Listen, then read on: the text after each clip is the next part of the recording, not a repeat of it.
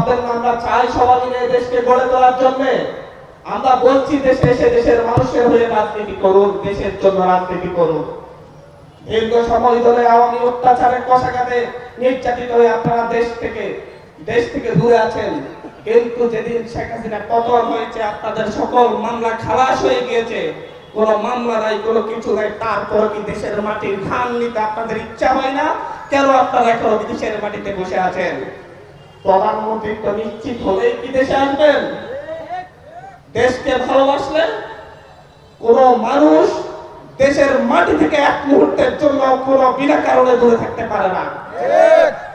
আজকে এই কথাগুলো বলতে হচ্ছে কারণ আমরা নতুনের রাজনীতিতে এসেছি।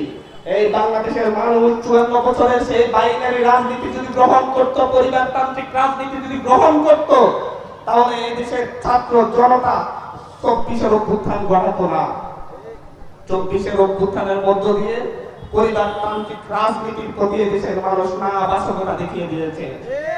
আমরা বলছি এই দেশ স্বাধীন হয়নি, এই দেশকে কোন পরিবারের কাছে ইজারা দেওয়া হয়নি।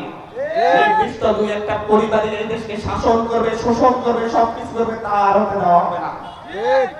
এই দেশের মানুষ সিদ্ধান্ত নেবে। আমরা বলছি আমরা আজকে 24-এর গণঅভ্যুত্থানের পরে এত পরিবর্তনের কথা বলছি। আমরা বলছি যে নির্বাচন কমিশন নিয়োগ দিবে একটি স্বাধীন নিরপেক্ষ সংস্থা। আমরা বলছি আমাদের দুর্নীতি দমন কমিশন নিয়োগ দিবে একটি স্বাধীন নিরপেক্ষ সংস্থা, যেটা সাংবিধানিক কাউন্সিল বলছি আমরা বলছি প্রধান বিচারপতি কে হবে সেটা সিদ্ধান্ত নেবে স্বাধীন নিরপেক্ষ সংস্থা। কিন্তু আপনারা বলছেন না না না, আগের নিয়মই ঠিক আছে, সবই ঠিকঠাক।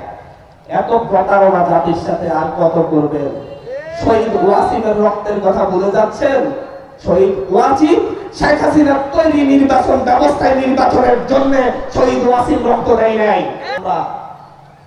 আমাদের এই সরকারকে বলছি, গণঅভ্যুত্থানের যে সরকার, আমরা যাদের উপর আমরা ভাবছিলাম যে আমরা হয়তো অক্ষম, আমরা আমাদের মুরব্বীদের হাতে ক্ষমতাটা হস্তান্তর করি, ওনারা দেশটাকে সুন্দরভাবে গড়ে তুলবে।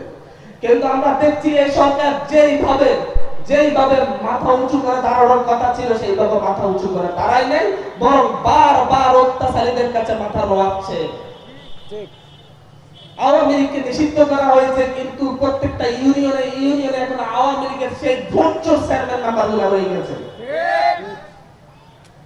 ওনারা এখনো মাথা উঁচু করে কোনো সিদ্ধান্ত নিতে পারছেন না। আমরা দেখছি ঢাকা দক্ষিণ সিটি কর্পোরেশনকে কিভাবে তারা করায়ত্ত করে রাখছে। জোর চার বন্দুক তার সেই রাজনীতি আরেকবার প্রতিষ্ঠা করার চেষ্টা চলছে। মনে রাখবেন, যদি এখন রুখে না দাঁড়ান, আগামী নির্বাচন আপনাদেরকে ভোট দিতে দেওয়া হবে না, কেন্দ্র থেকে তারাই নিয়ে যাবে, এইটা আশঙ্কা করছি আমরা। কারণ তারা সেই চিন্তায় এখন করছে, দোকানপাটে সেই আলাপ পাওয়া যাচ্ছে যে কিভাবে কেন্দ্র পাহারা দিবে, কেন্দ্র থেকে ভোট চুরি করে নিয়ে যাবে।